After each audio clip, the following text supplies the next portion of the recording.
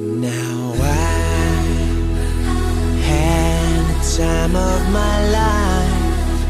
No, I've never felt like this before. 'Cause I swear it's the truth, and I owe it all to you. 'Cause I've had the time of my life, and I owe it all to you.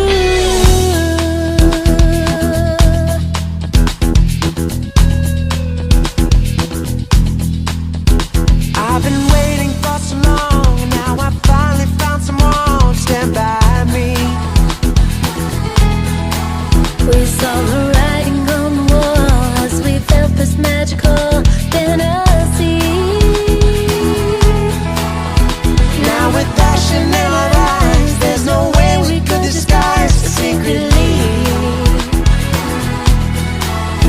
So we take each other's hand, 'cause we seem to understand the urgency. Oh, Just remember, you're the one thing I can't get enough of. So I'll tell you something. This could be it, Because I've had the time of my life. No, I never felt this way before. Yes, I swear it's the truth, and I owe it all to you. hey baby. Lagay po natin ang ating mga sarili in the presence of God. Sabi po ni Jesus, saan may dalawa at tatlong nakakatipon sa pangalan niya, narito siyang kasama natin. Sa ngalan ng Ama, ng Anak at ng Espiritu Santo. Sumayin niyo ang Panginoon. Magandang hapon po sa inyo lahat, mga pala. Pakisabi po sa katabi, salamat sa Diyos, buhay ka pa. Sabi natin, everything is grace. Sabihin po natin, everything is grace. Ako, lahat po, biyaya po ng Diyos. Kaya nararapat lamang at matuwid, tayo magdiwang ng pasasalamat sa Diyos. Hindi lamang si Boyer, kundi bawat isa po sa atin. At kaya bilang paghahanda po, ngayong 16 na linggo sa karaniwang panahon, inaanyayahan tayo muli, pagsisihan po ang ating mga kasalanan. Ang Diyos, Ama ng habag at awa, ipinagkasundo sa kanyang sarili ang ating daigdig sa pamagitan ng pagkamatay at muling pagkabuhay ng kanyang anak na si Jesus. At isinugo ang kanyang banal na espiritu para sa kapatawaran ng mga kasalanan. Sa pamagitan ng paglilingkod ng kanyang simbahan ng ating Santa Iglesia, inagawad sa atin ang kapayapaan at kapatawaran sa ating mga kasalanan. Kaya nga, ipinatatawad sa inyo, sa ating lahat, ang ating mga kasalanan at mga pagkukulang. Sa ngalan ng Ama, ng Anak, at ng Espiritu Santo. Amen. Giving Mass, especially po para sa gift of life, para po sa aming minamahal na kapatid na si Nestor Jr., si Boyer. Nawa po, Lord, masulit po ang biyayang ito sa pamamagitan ng patuloy naming pagbibigay luwalhati sa iyo at sa pamamagitan ng aming paglilingkod, pagmamahal sa aming kapwa. Sa pamamagitan po ni Jesus na aming Panginoong nabubuhay at naghahari, kasama ng Espiritu Santo, magpasawalang hanggan. Amen. Ang salita ng Diyos mula sa aklat ng Henesis.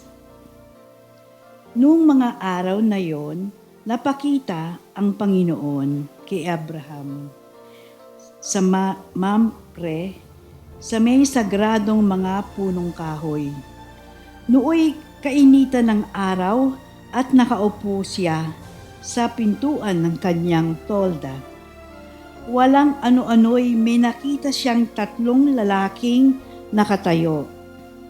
Patakbo siyang sumalubong, yumukod ng halos sayad sa lupa ang mukha. At sinabi, "Mga Ginoo, kung inyong mamarapatin, magtuloy po kayo sa amin.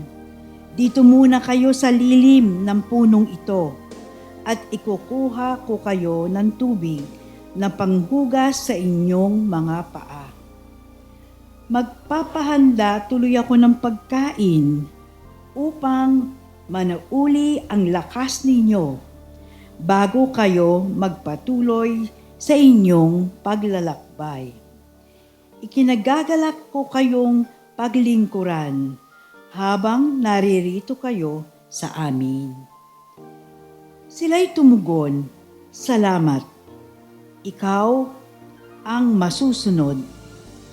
Si Abraham ay nagdudumaling pumasok sa tolda at sinabi kay Sarah, "Madali ka, kumuha ka ng 30 librang harina at gumawa ka ng tinapay." Pumili naman siya ng isang matabang guya sa kulungan at ipinaluto sa isang alipin. Kumuha rin siya ng keso at sariwang gatas at inihain sa mga panauhin kasama ang nilutong karne. Hindi siya lumalayo sa tabi ng mga panauhin habang sila'y kumakain. Samantalang sila'y kumakain, tinanong nila si Abraham, "Nasaan ang asawang mong si Sarah?" "Nandoon po sa tolda," tugon naman ito. Sinabi ng mga panauhin, "Babalik ako sa 1 taon. Sa ganito ring panahon at pagbabalik ko'y may anak na siya." Ang salita ng Diyos.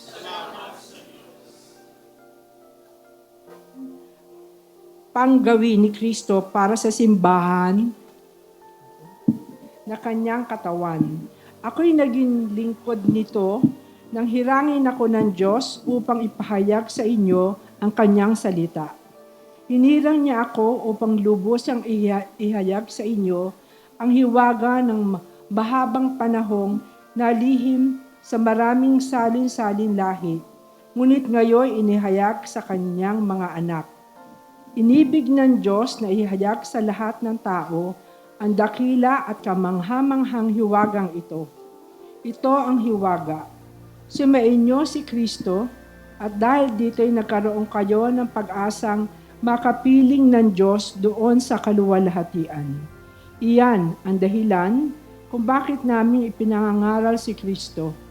Pinaalalahanan namin ang lahat at buong linaw na tinuturuan ayon sa aming makakaya upang maiharap namin sa Diyos ang bawat isa, sakdal at walang kapintasan dahil sa pakikipag-isa kay Kristo. Ang salita ng Diyos. Noong panahon iyon, pumasok si Jesus sa isang nayon. Marugod siyang tinanggap na isang babaeng nangangarang Marta sa tahanan nito. Ang babaeng ito ay may isang kapatid na Maria ang pangalan. Naupo ito sa paanan ng Panginoon at nakinig sa kanyang tinuturo. Alalang-alala si Marta sapagkat kulang ang kanyang katawan sa paghahanda. Kaya tumapit siya kay Jesus at ang wika, "Panginoon, sabihin nga po ninyo sa kapatid kong tulungan naman ako." Ngunit sinagot siya ng Panginoon, "Marta, Marta, naliligalig ka at abalang-abala sa maraming bagay. Ngunit isa lamang ang talagang kailangan.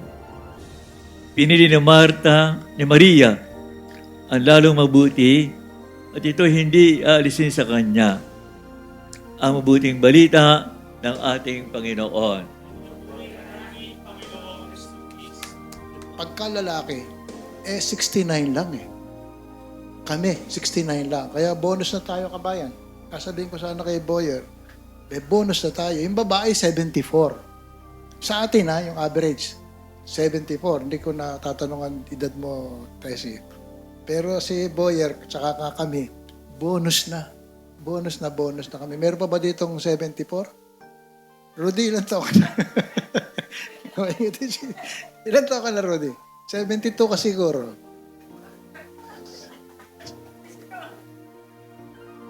Ganun ba? Naku, puro bonus pala tayo.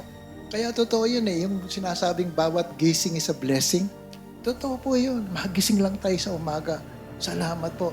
Sabi nga nung kapatid ko eh, naku, kahit ano mga sakit natin, nga habang tayo ginigising ng Panginoon, salamat po. At sabi nga, mabuti nga, ako nga, kada-diabetes ko lang, hypertension, tsaka yung cholesterol. Si Father Eti, mas marami yung sakit ito. Napakaraming sakit nito. Parang, kompleto ito eh. Tsaka buti na nga lang, salamat sa Diyos, nandiyan ka. Kung hindi po kay Dr. Elena, matagal na po kaming kakakinawa ng Panginoon. Ito, alam mo, naramdaman ko minsan, yung pinapa-inject mo sa amin, yung vaccination mo sa amin, like last Thursday, ang sama ng katawan ko. Pero dahil sa injection mo. Pero, over and above, basta wag natin kalilimutan. Kaya tayo buhay pa, bawat hininga natin, bawat tibok ng puso natin, galing sa Panginoong Diyos. Amen po ba? Palakpakan natin ang Panginoon. Kaya Boyer, salamat ka at may ka pa. Pangalawa, kung ano man ang meron tayo, kahit anong problema, magpasalamat pa rin tayo sa Diyos. At sana alisin natin yung mga regrets. Sana ikay ganito, sana ikay ganon. No? Ito, basahin niya, nasa Bible yan. Jeremiah chapter 1, verse 5. Ano sabi doon? Telma. Even before your mother conceived you, I already knew you. Bago ka pa pinaglihi ng nanay mo, kilala na kita. Alam na ng Diyos kung ano mangyayari sa buhay natin. June, alam ng Panginoon kung sino ang magiging tatay, nanay mo, pamilya mo, kapatid mo, pagdating ng panahon, sino makapapangasawa mo, kung ano magiging trabaho mo, alam ng Panginoong Diyos yan. Nakaplano yan. Kaya totoo yun. Sino mga asawa niyo? Alam ng Panginoon, ikaw mapapangasawa mo si Boyer, nakikiramay kami sa iyo. Pero yan plano ng Panginoon Diyos. Nakaplano sa Panginoon Diyos. Boyer, napakaswerte mo. Si Tessy, napakasawa mo. Rudy, lalo ikaw talaga, Rudy, saksakan ng kaswerte ka. At ikaw din, napakaswerte mo kay Rudy. Lahat tayo. Wala naman perfectong tao. Amen po ba? Pero never mo sabihin, Panginoon, ba't ba ito napangasawa ko? Yun ang bigay sa atin ng Panginoon, magpasalamat tayo. Cherry pie. Amen po ba? Ba't ito binigay sa akin ng Panginoon? Di ba sinabi ko na nga sa inyo, pag napangasawa mo, hindi masyadong mabuti,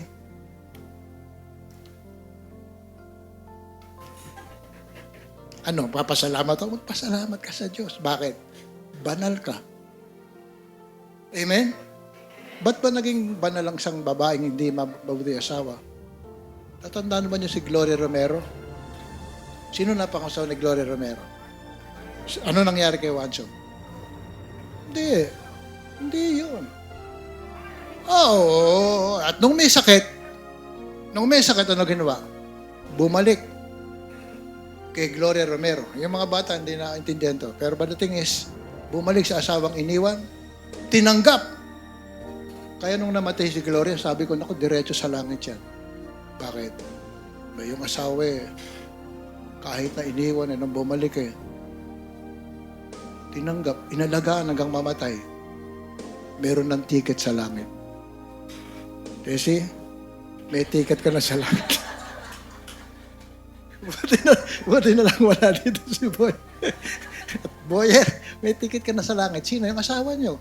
Yan ang mga ticket natin sa langit. Every time magpapasensya tayo, papatawad tayo, ang daming indulhensya. Amen po ba? Kung mabait ang napangasawa mo, ang dali-dali namang mahalin ng asawa. Anong gantimpala? Sabi ng Panginoon, ang tatanggapin mo. Samantalang, kaya bait-bait ng asawa mo. Kaya ka lamang maraming grasya sapagkat ang daming pagkakataon, nagpasensya ka, nangunawa ka, nagpatawad ka, pinagsilbihan mo asawa mo. Amen. Kaya,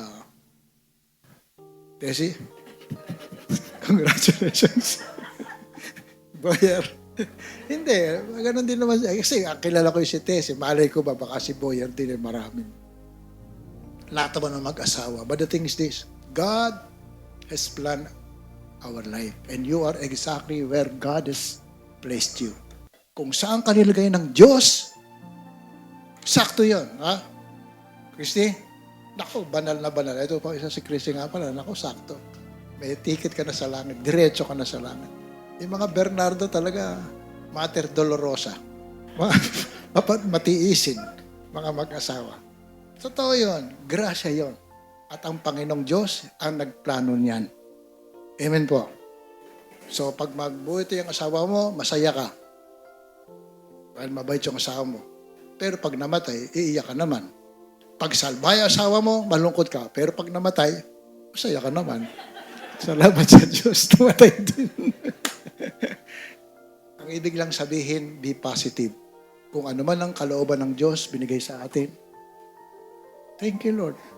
Mahirap man o masaya man, may mga araw na masaya, may mga araw na mahirap. Basta lagi, be grateful. Sabihin po natin, be grateful. Yes, ang sabi sa atin, we are so blessed every day. Thank God. Kahit ano yung napangasawa, kahit anong problema mo, kahit anong masakit. Si Father Eti nga, dapat to nagre-reklamo na sa Panginoong Diyos. Bakit? Buong buhay nito, buong buhay. Naglingkod sa Panginoon. Binigyan pa ng kapatid na inaalagaan pa niya. Pare na nga siya, Rudy. May kasama. Sabi nga, nothing can separate us from the love of Christ. Mamatay man tayo bukas, siguradong sigurado, makakalimutan mo na kung lahat ng tao. Hindi ako makakalimutan ng Panginoon. Lahat lilipas. Lahat lilipas. Iiwanan ko lahat ng ito. Pera, bahay, sasakyan, position. Ayaw ko pa nagpapakamatay mga tao sa pera. Hindi naman natin madadala. Boyer, isa lang ang mahalaga. Yung mga natitira pang buhay natin, pagmamahal mo, sabihin mo na araw-araw kay Tessie, mahal mo siya, mahal mo siya. Mga anak mo kay Charles. Sino pa ba yung anak mo sa Amerika? Every day. Sabihin mo na mahal mo sila, para yun lang ang maalala. Yun lang. Yun lang po. Love never dies. Pero yung pera, pag-aawayan lang yun. Kaya nga nung nasa Baliwag ako, maraming mayaman doon. Sabi ko, the best na iwanan mo, pamana mo sa mga anak mo, para hindi mag-aaway, utang. Iwanan mo ng utang, hindi mag-aaway. Pero pag pera, ako totoo po yan, pinag-aawayan. Kaya, Boyer, sa bandang wakas, alam kong marami kang kayamanang maiiwan. Ang pinakamatinding kayamanang iwan mo, yung pagmamahal mo kay Tessie, sa iyong mga anak, sa iyong pamilya, at ang iyong pananampalataya sa Panginoon. Congratulations, Boyer. Happy birthday. Palakpakat po rin natin ang Panginoon. Boyer! Pakisabi na lang kay Boyer, ha? Pakisabi na kay Boyer. Magsitayo po tayo, mga kapatid.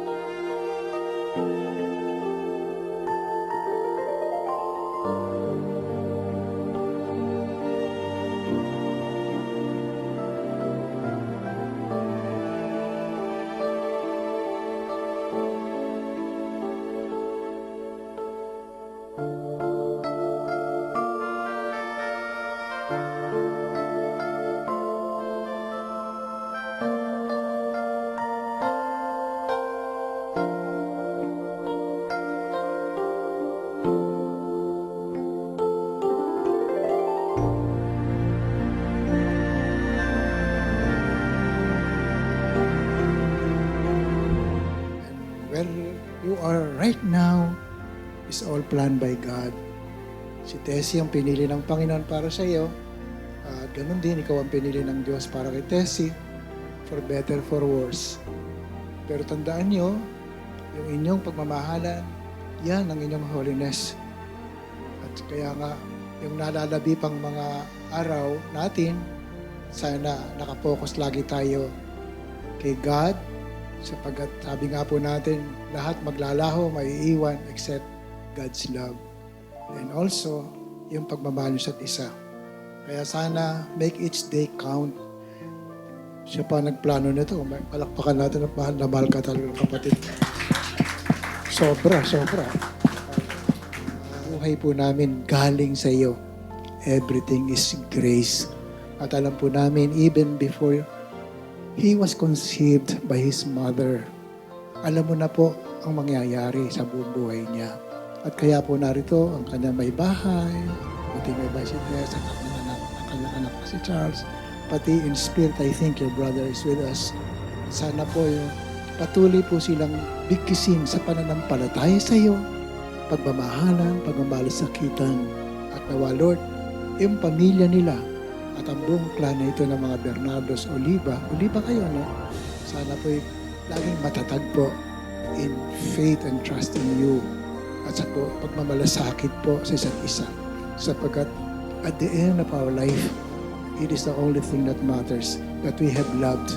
Nagmahal po kami sa isa't isa at sa iyo na aming Panginoon. Ingatan kayo, lagi ng makapangyarihang Diyos, Ama, Anak at Espiritu Santo. Amen. God bless you. Happy birthday, happy boy, happy birthday to you, birthday to you, happy birthday to you. We own these streets like we're royalty, with empty pockets and worn out jeans. Living our lives like we're kings and queens. We're running wild on these diamond dreams. I got a fast car, most days it don't start, but that paint shines just like new. And I got dumb friends, but man I love them, 'cause there ain't a thing for me they wouldn't do.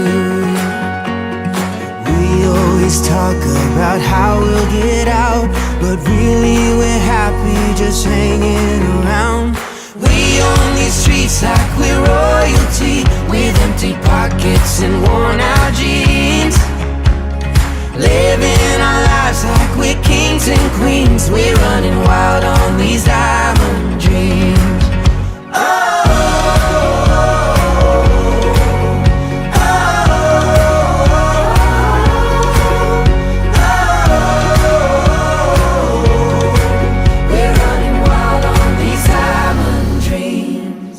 We got a mansion, it's made of apartments, and you can find me in 23A. We climb to the rooftop, forget what we don't got. Yeah, we wouldn't have it any other way. We own these streets like we're royalty, with empty pockets and worn out jeans. Living. Sabi ko, oh sige, andun nga pala ako, July 24. Pero I didn't realize na magsi-75 na pala siya. I didn't even know that. And then I started working on it. Ito yun eh. The truth is, it is God, believe it or not, who wants to celebrate Him. He only used me as an instrument to make it to a reality. Pero talagang pagmamahal ng Panginoon sa Kanya at sa ating lahat. Of course, mahal ko naman ang kapatid ko. When we were younger, ako sidekick niya eh. Magkasunod kami. So, kuya ko siya. Kasama ko siya sa lahat ng laro. Mapa Jolens, yung mga rubber bands, yung mga text, mga ganon. Nag-aalaga kami ng isda. We were racing goldfish, tetra, black molly, no? Ang dami naming Tapos nagbebenta kami. We were making money. Tapos sa mga labanan, talo niya. He is the champion in the neighborhood. Kaya ang daig kong collection ng mga Jolens, mga ganyan-ganyan. And at the end of the day, binibila ko yung pera. Kasi yung mga kalaro namin natatalo eh. Tapos bibili sila sa amin ng supply, kung ano man yan, fish man yan. Tapos gagamba and whatever, yung mga dove. Tsaka mga manok at tsaka rooster, inspired by Lolo Velizano. Ngayon, actually, sabi ko nga, bakit ba may affinity itong si Boyer? Masyadong strong affinity niya sa manok. And then I got a revelation. Actually, the rooster is in the Bible. Do you remember? Peter. Yes. Si Peter denied our Lord 3 times before the cock crows twice. Okay? So, what does it mean? Kagaya nga ng sinabi ni Monsignor kanina, God knows what's happening to us even before we were conceived. So, alam niya na mahuhulog tayo. Alam niya that Peter would deny him even before miskin na sanabi ni Peter, I'll be behind you, I'll fight for you, I'll die for you. Tapos, the time came. He denied him 3 times, right? So, ang ganda ng reflection na natanggap ko na it's a reminder na God loves us no matter what, with our strengths and with our weaknesses, with our virtues and with all our many sins and faults. Ang pagmamahal ng Diyos hindi nagbabago. Kaya nga, even if after na dininay siya ni Peter, nagbago ba isip niya na si Peter, sabi niya, on this rock I will build my church and siya ang mamumuno. Hindi nagbago ang isip niya in spite or despite the fact na na-deny siya 3 times. So ganun ang Panginoon, talagang mahal na mahal tayo. I hope this celebration of family and extended families and friends remind us how God really loves us, the way we are, as we are, at what we have become. And salamat po sa pagdalo ninyo dito kasi your presence have made this special birthday celebration extra special. Thank you. Hello, Boyer. Happy birthday. I'm sorry that there's so much trouble connecting, but I think I just have to greet you and not miss this day to thank God for your life. Along with your family and friends, I want to thank God for your life. And I want to extend the blessing the Lord blessed on you. My personal wish for you is that the Lord may add years for your life so that you can grow more. And that He grants you a healthy body, a strong mind, a yielded spirit to His voice. And finally, I'd like to bless the blessing that God wants for us. I invoke the blessing that God wants us. The Lord loves you and keeps you. The Lord let His face shine upon you and be gracious to you.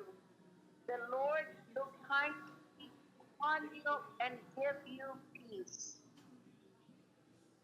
Amen. Happy birthday again. Okay, thank you and amen to your prayer. Amen. My celebration. Actually, for the past 20, 30 years, I don't really celebrate. But then last month, June, my sister called me up that meron siyang important thing to attend to in the Philippines, and he said that it's a month of July and he remembers my birthday. And before, I used to celebrate my birthday with my mom.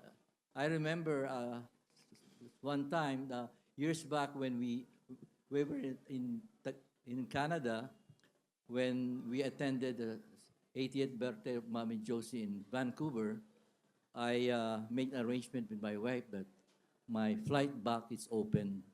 Because after a month of May, I decided to transfer to Vancouver to look for a job. And John Stever was offering me a job in the farm. Their lot is 10 acres, which is equivalent to about 15 hectares in the Philippines. And every time the chicken is ready, they sell it to the neighbors. John Steber and Marcia talked to me that the Canadian embassy is very strict about checking this illegal personnel who work within the private farm. And they told me that we cannot afford to hire you because our house and lot, the 2 cars, and also the winter cage is also on the mortgage. So we cannot hire additional. But then, so I said, if I won't be able to look for a job, then I'll find out. And then there was a Filipino who was Filipino friend who advised me to talk to a person who can arrange my stay permanently in Canada. And Tito Benny Gossi was, that time was suggesting to me some sort of remedy so I can stay longer. But then, when we met in Toronto, it's a good thing my parents visited Canada together with my brother Philip and the wife Kleng and Cheska. And it's a memorable bonding family with the Dose. And that time, it was my first time to visit Niagara Falls. You know, Niagara Falls is very famous. It's been 8 wonders of life, 8 wonders of the world. And if you go to Niagara Falls, there is a bridge. Once you pass that bridge, at the end, it's already New York. But then, the security guard were very strict. You cannot just pass there because they really watch that. And then we went to Montreal. Dad visited his office mate in Insular Life, and we stayed there for 2 days, and it was a very nice experience. And I stayed almost 4 months, Vancouver, Toronto, and had experience to travel long drive for 3 days back to Vancouver from Toronto sometime in August. And I cannot forget the month when I went back to the Philippines, which is August of 2001.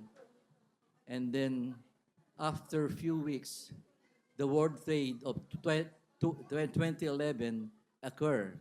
The World Trade was destroyed by some, bad guys. And John Stever was telling me if I can come back by 3 years, 4 years, they will hire me. But unfortunately, my father, sometime in 2005, got serious ill in California. And my mother, my brother and sister were calling me up and said, try to get a visa so that you can visit because your dad is very sick. So there was a letter from the doctors that permit me to travel. Fortunately, I was given a tourist visa to visit California. And the first week I visited my father in Veterans Hospital. The head Marcia approached me. And so it's so nice to meet the Nestor Jr. because my father is the senior, so it's easy to promote my name because we have the same name. I'm junior and my father is senior. And the head nurse was telling me, you know, you have to visit California every year. Why? I said, why? Because every time your father sees you, his health is being developed. He's developing of the health, and then he's very happy. And I had a nice bonding with my father almost every day because my mother visits him every day. I'm the one driving the car. And of course, we visited also Los Angeles with my brother, traveling about 5 to 6 hours one way because it's far, no, in the freeway. But then I did realize that Dad is in good shape. He served the U.S. Army, and most of his neighbors in the rooms, they're also retired American American officers, but most of them, they have something, they have a problem with the arm, problem with the feet. And I noticed that it's complete. Everything is complete. That he was blessed. He fought in the war, but he was able to save himself. No, and then he was telling me that, you know, reaching USA is a very nice opportunity. For the past so many years, they say most of my friends they consider California a greener pasture. A lot of people go there and work and find. And most of my friends, one of their favorite song is this "I Will Survive." "I Will Survive" is very famous with all the, even my sister, when they went to the New York, that's their favorite song because, you know, they had to find. But then, when I was in Livermore, California, I told my mom that, I said, I have to go jogging because I'm not used to cold weather. So I do a lot of jogging in Livermore, which is Bay Area, on the other side of LA. And then every time I do jogging, I normally meet new friends.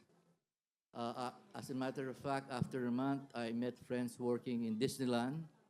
And then after 2 weeks, I met some people who are working with Hollywood. And in Livermore, common practice, they have garage sales because they don't want to stock old stock, old clothes and everything. But these are goods, and they sell it bargain. No? And I encounter two friends from Hollywood.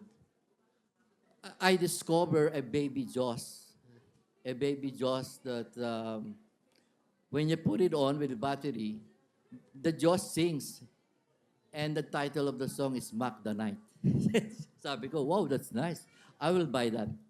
And the reason I bought that because my brother Philip is going to celebrate his birthday in LA. It's a surprise party by my sister-in-law, Kleng, Marisa. And then I decided to get that baby Jaws as a gift for the party. And the day comes, I became the co-MC of the program. And then we had a very nice party in Los Angeles. And then went back to Livermore to continue my assignment to drive my mom every other day in Veterans Hospital. And then, as I do my jogging, I met a pastor somewhere in Livermore. And that one is sometime like October, month of October. And when I visited his office, they have a lot of basket making gifts. And I told the pastor, sabi ko, Pastor, this is October, very advanced to prepare this basket of gift for December. Sabi, oh, no, that's correction. It's not for Christmas. We are preparing this basket for Thanksgiving for November. Oh, really? And I said, how do I qualify to have a basket of this? Because they're giving a family one turkey and some canned goods and other stuff for free. For as long you're a legit resident of that area in Livermore, California. And so I discovered that, and then I mentioned to my mother that the following day we have to visit there. And I was quite shy to park the car very near the place because I was driving a Mercedes-Benz by my father. And I thought the ones who wants to get the free stop of Curti are the poor ones. And then I realized most of the beneficiary of this turkey are the famous, the rich people there. And then when we got one turkey for free, I said, we don't have to buy turkey for that year because I was the one who was able to get one. And then when Romy and Ann arrived in Livermore, I asked Romy what to do. We had to fall in line and then we'll get another turkey. And Romy, the doctor husband of Ann, was surprised we got another turkey. So my dad was so thankful and happy that year, they don't have to buy the turkey for Thanksgiving and Christmas. I was able to get the 2 turkeys for free. And I did realize that when I arrived there, 2005, 2006, before that, I was applying for the visa and I always got rejected. And my father is quite sad when every time I'm rejected. But I'm telling them that I think the message of the Lord is not yet. It's not no. I think in God's time, I will travel in US. And that was 2005. And the rest is history. It's nice to visit your relatives abroad, but if you compare, I would like to go back to the Philippines because the lifestyle in the Philippines is much, much better. And that's why when I was meeting some of my cousins there, and I said, I can go back, continue my vacation, but I don't want to stay longer.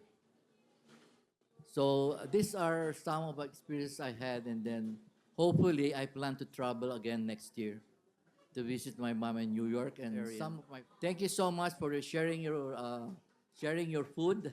I hope you enjoy. Thank you and God bless. Thank you, Beth.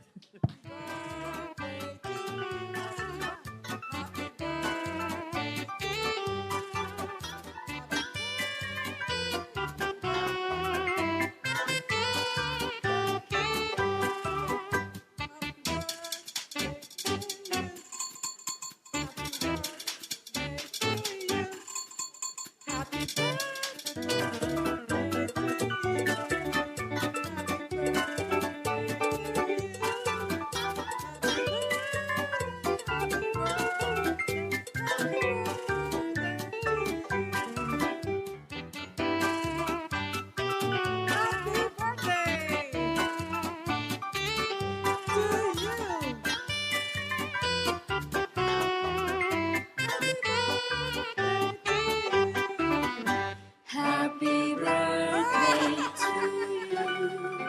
Happy birthday to you.